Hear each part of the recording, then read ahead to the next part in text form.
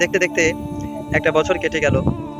নাচ গান এগুলো নিয়ে আমরা ব্যস্ত থাকি। আল্লাহ তাআলা কিন্তু আমাদেরকে একটা নির্ধারিত হায়াত, জীবন থেকে কেউ যদি কিছু হারিয়ে ফেলে তো নিয়ে ভাবার সময় এসেছে, কান্না করা উচিত।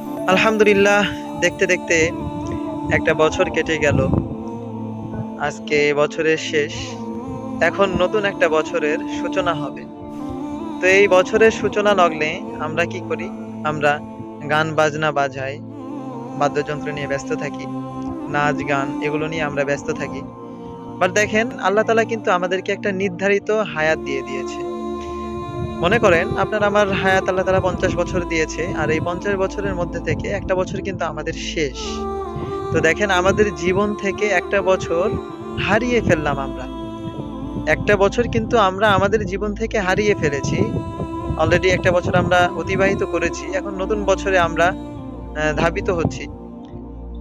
তো দেখেন, জীবন থেকে কেউ যদি কিছু হারিয়ে ফেলে তখন কি সে গান বাজনা, নাচ এগুলো নিয়ে কি কেউ ব্যস্ত থাকে? কেউ কি তখন আনন্দ করে, উল্লাস করে? না, জীবন থেকে কিছু হারিয়ে গেলে তো এটা নিয়ে কান্না করা উচিত। দেখেন, নতুন বছরের জন্য আমাদেরকে নাচ গান নিয়ে ব্যস্ত থাকলে চলবে না। এই নতুন বছরে আমাদেরকে নতুন পরিকল্পনা করতে হবে। যে বিগত যে বছরটা আছে এই বছরে আমরা কি করলাম?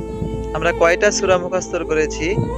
আমরা কয়দিন রোজা রেখেছি? বিগত বছরে যেই রমজান একটা মাস ছিল, এই মাসের সমস্ত রোজাগুলো কি আমরা পালন করতে পেরেছি কিনা? এগুলো নিয়ে ভাবার বিষয়। এখন আমাদেরকে এগুলো নিয়ে ভাবার সময় এসেছে। এখন এগুলো নিয়ে ভাবার সময় এসেছে। আমাদের উল্লাস করার সময় আসে নাই। দেখেন, আমাদের জীবন থেকে কিন্তু একটা বছর পার হয়ে গেল। এটা নিয়ে আমাদের কান্না করা উচিত। আমাদের উল্লাস করা উচিত না। আল্লাহ তাআলা আমাদেরকে বুঝার তৌফিক